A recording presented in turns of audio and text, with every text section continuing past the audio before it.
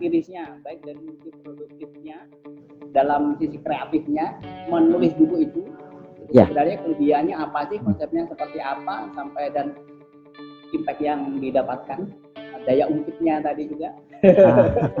Boleh, silakan, monggo. Gitu. Gimana ya? Saya nikahin kok ya masih semester 1, nggak dinikahin kok ya saya gitu ya. Jadi saya dilema di sana gitu. Kalau akhirnya itu saya tuangkan gitu. Dan alhamdulillah gitu apresiasinya dari penerbit baik gitu ya.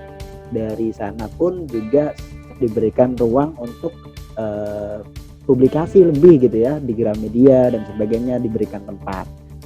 Untuk Mas Arif, pengalamannya sendiri gitu kan, bagaimana meyakinkan penerbit mayor itu untuk meyakinkan, kadang-kadang nggak simpel juga gitu. Bahwa buku ini menarik gitu kan, dan memiliki nilai jual gitu kan, meskipun dengan tema yang udah banyak digarap orang, tapi tetap mempunyai celah pasar sendiri gitu. Apakah seperti apa trik-trik yang Mas Arif lakukan gitu?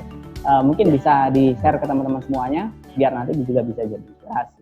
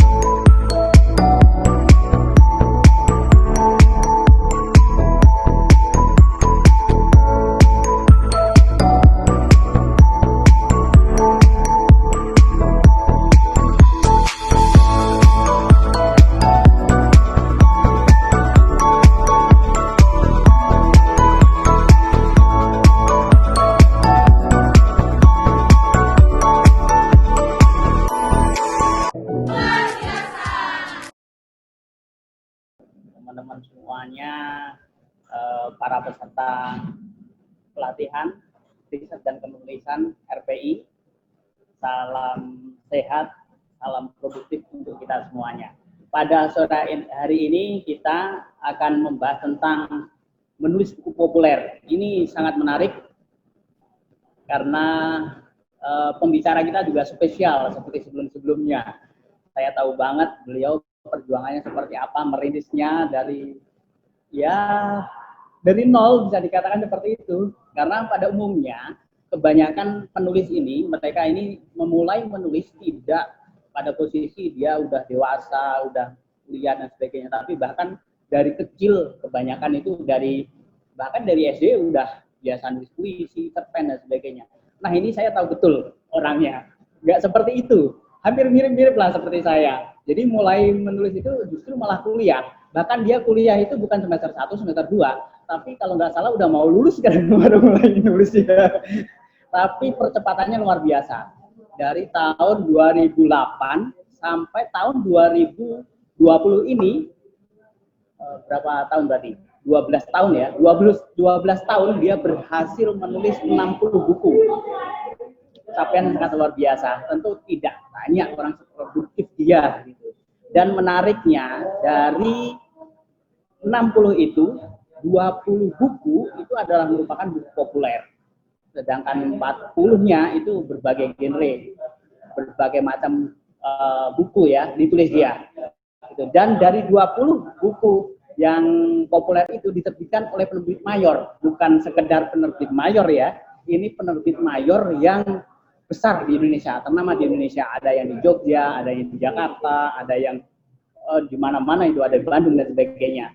Dan menariknya lagi, ini yang akan menjadi tema pembahasan kita, yaitu menjadi daya ungkitnya, menjadi daya ungkit untuk karir beliau.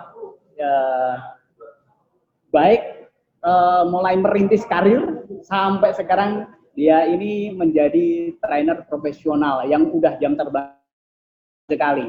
Saya tahu betul perusahaan-perusahaan besar, terutama plat merah ya, banyak yang menggunakan trainer pembicaranya adalah Mas Arif Hidayat. Oke, kita sambut langsung. Nah, ini beda ini memang tampilan trainer itu. Oke, selamat datang Mas Arif Hidayat. Apa kabar Mas? Sehat? Selamat datang. Selamat datang. Terima kasih. Luar biasa. Seru Emang beda ya kalau trainer ya. Sehat Mas? Alhamdulillah. Gimana teman-teman?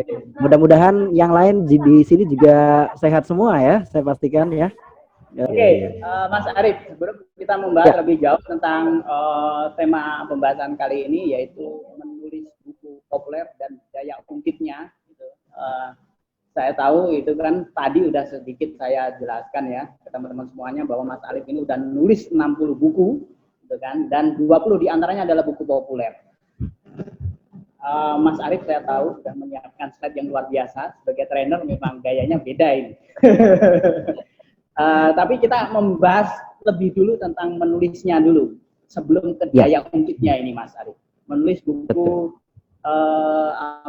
populer. Mas Arif, buku terakhirnya apa mungkin bisa diperkenalkan teman-teman biar nanti juga bisa browsing dan bisa cari bukunya juga gitu. Dan kalau nggak salah itu juga waktu itu boom juga ya bukunya. Mungkin boleh di-share. Iya. Terakhir saya nulis untuk orang lain sih, maksudnya ada yang minta untuk ditulisin bukunya, salah satu CEO di Jakarta gitu ya, beliau minta dibikinin buku, ya saya buatin terkait dengan startup gitu, karena beliau lagi membangun startup itu sendiri. Jadi saya ikutin perjalanannya, saya buatin bukunya How to Build Startup kalau nggak salah, cuman memang tidak diterbitkan secara penerbit besar gitu, tapi diterbitkan secara indie gitu. Oke, kalau nggak salah ada Mas, salah satu buku Mas Arif yang banyak apresiasi ya. Kalau nggak salah penjualannya bagus juga kan sepertinya, dan itu diterbitkan salah satu grup sosial media. Betul. Apa itu Mas ya? Jodoh. Boleh juga. Itu kalau salah itu bisa membawa kemana-mana juga ya. Berkat itu ya.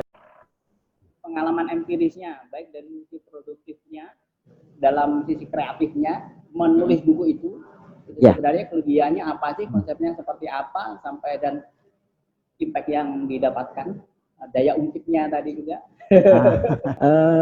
Jadi kalau buku, mungkin saya tadi ya terkait dengan pertanyaan Dodo menarik sih. Jadi buku Jodoh Pasti Bertemu yang saya tulis itu pengalaman empiris, jadi benar-benar saya mencari jodoh gitu ya. Jadi ada pengalaman, saya mungkin cerita sedikit gitu ya. Dulu saya menjadi dosen di salah satu kampus di kawasan Depok gitu ya. Di sana saya menjadi kampus, jadi waktu itu saya masih jomblo gitu kan. Saya bingung, saya umurnya udah 27, gimana gitu ya. Saya mau nyari jodoh kemana ini gitu ya. Dan kebetulan saya lagi suka sama mahasiswi saya gitu loh. Gimana ya? Saya nikahin kok ya masih semester 1, nggak dinikahin kok ya saya suka gitu ya. Jadi saya dilema di sana gitu. Kalau akhirnya itu saya tuangkan gitu ya, ternyata ya udah, tapi perasaan suka itu tidak saya ungkapkan kepada mahasiswa tersebut gitu ya. Mahasiswi saya maksudnya, saya tidak ungkapkan, cuman namanya rasa suka itu kan pasti kelihatan gitu loh. Akhirnya saya coba menjaga jarak kepada mahasiswi tersebut, ya tidak pay attention lebih gitu ya. Akhirnya saya tuangkan dalam tulisan, benar-benar saya ikhtiar pencariannya, dan di situ saya tuangkan ke sana. Dan alhamdulillah gitu, apresiasinya dari penerbit baik gitu ya. Dari sana pun juga diberikan ruang untuk publikasi lebih gitu ya di Gramedia dan sebagainya, diberikan tempat. Dan itu sih luar biasa. Dan akhirnya juga sempat dari sana itu membawa perjalanan saya untuk diliput media gitu, teman-teman. Tapi ternyata jodohnya bukan dia. Jodohnya bukan dia gitu ya. Enggak, mungkin dari sisi ini Mas Arif. Ini mungkin bagi teman-teman semuanya juga biar ada gambaran. Buku tentang jodoh Saya tahu betul itu. Kalau nggak salah dulu juga saya membuat sebuah konsep dan digarap Pak Asarif juga waktu itu. Aku Kau dan Ridhonya, dan diterbitin di terbit Jogja ya waktu itu. Iya, Aku dan kau, aku kau dan Kau kau. dan Ridhonya. Hah? Aku Kau dan Ridhonya. Oh iya, Dan Ridhonya. Kalau aku yang hafal. Iya, Jadi iya. bisa dikatakan buku itu dan hampir banyak sekali saya tahu di rak buku Gramedia gitu kan, di toko buku Gramedia itu namanya buku tentang jodoh itu kan banyak sekali Mas Arif gitu kan. Iya. Nah ini kan pertama gitu kan, itu kalau dari sisi tema itu sudah banyak dibahas orang gitu kan, dan yang ingin itu untuk tembus ke penerbit itu kan nggak simpel karena udah saking banyaknya dan banyak juga yang bestseller gitu loh. Nah, betul. Itu mungkin ini biar ada gambaran gitu dari teman-teman semuanya. Kok buku Mas Arif yang tadi di Grasindo ya kalau salah ya? Iya betul. Ya, itu sebenarnya kelebihannya apa sih? Dari segi kalau cerita tadi hampir murid kebanyakan juga kayak gitu kan, cerita dirinya sendiri, proses mencari jodoh dan sebagainya. Sebenarnya yang Mas Arif tawarkan dari konsep kreatifnya menulis buku populer itu terutama di itu ini kita berdalam karya itu sebenarnya apa sih sampai penerbit itu ini bagus mau nih yakin, dan dia bahkan sampai memfasilitasi Mas Arif untuk untuk beli publikasinya lebih gitu kan, untuk beda buku dan sebagainya kalau nggak salah di mana-mana gitu kan ya. Iya, udah di sharing. Jadi penting. Jadi menarik gitu ya, bahwa ternyata setiap penerbit itu punya perbedaan konsep, punya perbedaan atau di ciri khas gitu ya. Jadi kalau teman-teman di sini mau nulis sesuatu, pastikan tahu mau ditaruh kemana itu tulisan, karena itu yang akan menembus pintu penerbit gitu ya. Jadi waktu itu saya bilang bahwa benar ini ada konsep seperti ini, tapi tidak semua orang punya gitu loh. Artinya kalau kita mau ngasih satu kan itu sebenarnya kemasannya ilmu agama. Nah, cuman kalau orang dikasih ilmu, disuapin ilmu agama langsung tuh kayak langsung nanya, lu siapa gitu ya, nasehatin gue ngasih dalil begini gitu kan, lu apa gitu kan. Jadi saya merasa kok iya juga ya, sebagai saya memposisikan diri sebagai orang awam yang akan membaca buku tersebut gitu kan. Meskipun saya yang nulis, tapi saya selalu posisikan diri saya itu saya yang akan baca duluan gitu loh. Kalau misalnya buku itu kurang bagus, ya berarti pembaca lain pun tidak akan tertarik gitu. Nah, akhirnya dari sanalah saya selalu menulis itu memulai dengan positioningnya itu adalah sudutnya dari pembaca gitu, bukan dari diri saya sendiri gitu kan. Jadi itu yang membuat dan kelebihannya kenapa saya diberikan ruang gitu ya. Dan uniknya lagi gitu ya, buku tersebut itu launching di 1 minggu atau 1 bulan sebelum saya menikah. Ya, maksudnya sebelum resepsi gitu ya. Jadi buku itu launching, saya nikah. Kemudian teman-teman dari semua penerbit itu datang ke nikahan gitu. Senang sekali saya. Gitu. Karena mungkin boleh sharing juga gitu ya. Jadi saya ini menulis di buku populer. Nah, istri saya sama-sama nulis juga gitu di novel. Jadi melengkapi. Kita ini melengkapi gitu ya. Melengkapi, dan di situ akhirnya teman-teman dari Gramedia, teman-teman dari Grasindo akhirnya hubungannya erat gitu ya. Jadi udah senang sih gitu. Bahkan terakhir juga kita diberikan ruang juga untuk publikasi juga, untuk share kepada mereka terkait buku-buku yang sudah ditulis melalui akun Instagramnya langsung gitu. Senang sekali gitu. Nah, itu tadi kan lebih ke dari sudut pandang pembaca ya Mas ya. Betul. Dari sisi pembedanya sendiri Mas, dibandingin dari konsepnya dengan buku-buku yang lain tadi, mungkin sisi kreatif Mas Arif itu di buku itu apa sih? Jadi setiap kali saya menulis dan pembedanya itu gini teman-teman. Orang kalau ngomongin jodoh itu kebanyakan kalau nggak tentang dirinya sendiri, ya tentang dalil gitu kan. Nah, saya tidak atau cerita masa lalu si ini si itu gitu kan. Ya itu oke, cuman harus juga dipadu-padankan dengan cerita kita sendiri gitu. Jadi seperti itulah yang menjadi pembeda, dan akhirnya itu disambut baik oleh teman-teman baik di Girasindo dan juga teman-teman yang lain itu. Karena selain itu juga Iya. menarik perjalanan sampai ke nikahnya juga menarik saya ya. Wah, itu luar biasa ya. Jadi untuk ternyata mau cari padahal berjuta wanita ya di dunia ini, tapi nyarinya kayak susah gitu loh, sampai saya ditawarin gitu, maksudnya wah ini gitu sampai bingung gitu ya. Waduh, tunggu sampai akhirnya dari situ juga saya bilang ini mungkin nggak dibahas dalam buku tersebut, tapi saya curhat sedikit gitu ya, sampai saya bilang ke orang tua saya, kasih saya waktu di usia maksimal 27. Kalau saya nggak nemu, ya udah jodohin sama siapa aja. Dan disitulah saya tuangkan gitu ya. Dan menariknya lagi gini teman-teman, ya, bahwa menulis buku itu nggak harus yang namanya sesulit yang kita pikirkan. Kenapa saya bilang begitu? Karena ini juga dari inspirasi sendiri gini. Saya itu sering menulis status teman-teman. Nah, status itu biasanya itu adalah poin paragraf yang akan saya ulas dalam buku yang lain gitu loh. Jadi misalnya saya bikin quotes, pasti quotes itu saya simpan gitu loh. Nggak hanya saya posting untuk di like teman-teman doang, enggak. Saya akan simpan, saya kumpulkan, satu saya jabarkan untuk menjadi ide paragraf. Sebenarnya saya mau simpelnya, saya mau ngomong 3 kalimat ini, misalnya gitu ya. Nah, cuman bagaimana mengemas itu menjadi sebuah paragraf, menjadi sebuah judul, atau menjadi sebuah subbab gitu ya.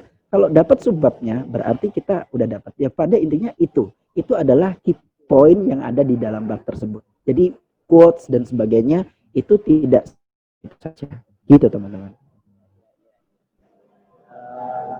Saya ingin, ini kan bedah buku kayak ini. Saya ingin sisi lain gitu Mas Arif. Ini kan ada 20 buku di antaranya. Banyak sekali, saya tahu kan ada jumlahnya ada 60. Tapi saya ingin Mas Arif ingin antara buku yang sangat bagus ya dari sisi pembahasan, dari sisi konsep dan sebagainya, itu apa? Itu yang paling, yang mana, dan mungkin bisa di-share juga sisi kreatifnya juga. Itu dan jadi inspirasi teman-teman semuanya bahwa mengemas buku populer itu kayak gini loh gitu. Karena kan buku populer dengan buku akademik beda nih, ya kan? Buku populer dengan buku serius yang lain kan beda gitu. Betul. Boleh dibocorkan kira-kira apa? Siapa tahu nanti ada yang nyari, gitu kan? Ada yang jadi googling dan akhirnya beli. Oke, silakan. Kalau ditanya terkait dengan mana buku yang paling bagus, tentu yang menjadi paling bagus adalah yang terakhir, dalam arti secara teori, secara kita kan namanya perjalanan, kita selalu memperbaiki diri, memperbaiki wawasan, otomatis itu yang menjadi paling baik. Cuman kalau mana yang menjadi berkesan adalah waktu itu awal mula saya menjejaki dunia perbukuan itu, yang justru yang berkesan adalah menulis drama gitu ya. Jadi itu awal mula saya menulis drama. Itu adalah jadi waktu itu saya datang pertama kali ke komunitas ya, Kak Dodo menjadi pembicaranya waktu itu ya. Saya dikasih tantangan judul buku mau nulis mana gitu ya. Saya tulis aja gitu. Pokoknya nggak tahu jadi apa nggak jadi, ternyata ya lolos apa nggak, bismillah ternyata dilolosin. Nah dari situ saya seneng sekali ya, ternyata enak juga nulis buku ya, dapat bayaran gitu ya, nggak harus tetap bisa kuliah, dan di situ menjadi poin utama pemicu saya gitu ya. Ternyata ada runut-runutnya kalau misalnya teman-teman mau bikin buku populer itu. Jadi pastikan dulu judulnya. Judul sih sebenarnya bisa kita ubah sih. Kita mau ngomong apa sih gitu lah. Kita mau ngomongin apa, dari situ coba deh kita bikinin yang namanya kalau ini apa ya, subjudul ya. Kita judulnya apa, judul atau babnya apa, coba kita runutin gitu ya. Dari situ kita subbab atau di sini babnya juga kita perlu kemas gitu ya. Mau bikinnya yang kayak gimana? Karena dari bab saja, karena kita buku populer, orang kan sekali baca, nggak harus baca dari awal sampai akhir. Dia mau pilih halaman ke-10 bebas gitu ya. Oleh karena itu dalam menentukan itu pun perlu teknik-teknik tertentu, sehingga Anda bisa menyusun buku itu tahu. Nah, kalau ketika itu sudah ditentukan, maka perjalanan menulis buku itu akan jauh lebih mudah ketimbang Anda cuma mikirin judul dan kemudian nggak hampa, nggak tahu apa poin-poin yang mau disampaikan. Nah, itu yang justru kebanyakan tidak terjadi oleh teman-teman yang mau mulai nulis. Akhirnya stuck di jalan. Nah, tapi kalau misalnya teman-teman udah dapat nih judulnya mau nulis ini, subbabnya udah tahu atau babnya udah tahu, ya, bab yang mau ditulis tahu, buku itu pasti selesai. Cuman masalah waktu. Anda mau selesaiin setahun, 2 tahun, 3 tahun, itu bebas terserah. Tapi pasti selesai. Karena apa? Karena udah punya jalannya. Oh, jalannya ke sana. Udah punya petanya. Beda kalau langsung ngarang bebas, saya mau nulis, oh begini. Nggak ada konsep yang ingin dipakai. Nah, itu akhirnya yang menghambat untuk kita bisa menulis sama-sama. Kira-kira begitu, Kak Dodo ya. Menarik nih. Saya jadi terpukau. Ini Mas Arif, teman-teman semua yang pasti kebanyakan kan nggak, ya ini saya tahu dari antara para pesertanya ini juga nggak semuanya baru ya, bahkan udah banyak juga yang udah nulis buku banyak gitu maksudnya. Betul. Cuman gini, seringkali gitu kan, seringkali tidak banyak penulis bisa atau tahu bahkan gitu kadang untuk menerbitkan buku di penerbit mayor. Sedangkan penerbit mayor ini kan bisa dikatakan sesuatu loncatan bagi para penulis. Kalau udah di penerbit mayor kan kelebihannya apa? Dia didistribusikan ke toko-toko buku seluruh Indonesia. Juga ya kan, oplahnya lebih banyak gitu dan sebagainya, dan terutama untuk seorang trainer itu biasanya untuk daya ungkitnya itu dampaknya luar biasa gitu, dan itu nanti Mas Arif juga bisa sharing juga daya ungkitnya setelah bukunya banyak di toko buku Gramedia gitu. Ya. Untuk Mas Arif pengalamannya sendiri gitu kan, bagaimana meyakinkan penerbit mayor itu untuk meyakinkan kadang-kadang kan nggak simpel juga gitu. Betul. Bahwa buku ini menarik gitu kan dan memiliki nilai jual gitu kan, meskipun dengan tema yang udah banyak digarap orang tapi tetap mempunyai celah pasar sendiri gitu. Apakah seperti apa trik-trik yang Mas Arif lakukan gitu, mungkin bisa di-share ke teman-teman semuanya biar nanti juga bisa jadi inspirasi. Jadi mungkin ini tahapan kali ya, sebelum dia diterima gitu ya, ibaratnya mau ngetuk pintunya kayak gimana dan sebagainya. Nah, hal yang pertama saya lakukan itu tidak langsung ke penerbit tersebut, tapi justru saya riset. Oke, kalau saya mau masuk ke Gramedia, apa yang harus saya lakukan? Oke, saya cek semuanya itu Gramedia, mulai dari bukunya, editornya siapa, ya, yang menangani ini siapa gitu kan. Karena tidak semua editor pegang naskah tersebut, pegang bidang tersebut, kan? Saya akan cari, oke, saya riset ini, saya udah dapat namanya, akhirnya saya hubungi, saya kontak, gitu kan, pasti nggak dijawab, namanya orang awam gitu kan, cuman kan itu udah pasti mental duluan, karena yang ngirim bukan hanya kita kan, apalagi kalau nggak ada basa-basi dan sebagainya, ya udah. Kita cobalah untuk berteman dulu melalui, kan sekarang pertemanan itu gampang kan gitu kan, kita cobalah jalin pertemanan dulu dari sana. Satu ketika naskah pasti ditolak gitu loh. Cuman kesempatan ditolak itu bukan berarti ditolak mentah, pasti ada namanya Anda sebenarnya ini udah bagus, cuman perlu disempurnakan di bagian mana, kan itu yang menjadi poin agar kita diterbitkan. Nah, dari situ akhirnya kalau misalnya kita kirimin, oke, kemudian karena kita juga berteman di sosial media, kita hubungin, kita chat dan sebagainya, oke, diterima dengan baik. Nah, kalau itu udah secara personal kita udah masuk, gampang ngetoknya gitu kan. Pak, bukunya belum ini karena ini. Oke, saya perbaiki dulu ya. Gitu. Kesimpulannya pendekatan dulu bisa lewat media sosial dan sebagainya ya, dari editor-editornya. Iya. Karena itu yang menarik perhatian gitu kan. Biasanya diutamakan yang lebih kenal Mas ya. Betul. Iya, karena tidak hanya sekedar bagi. Iya.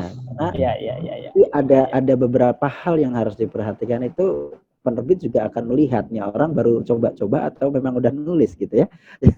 Kalau baru coba-coba gitu. Jadi kalau misalnya sebagai, nah ini juga ada aturan buat teman-teman juga yang perlu diperhatikan juga ketika ke sana gitu ya. Penerbit itu punya segala macam metode pembayaran.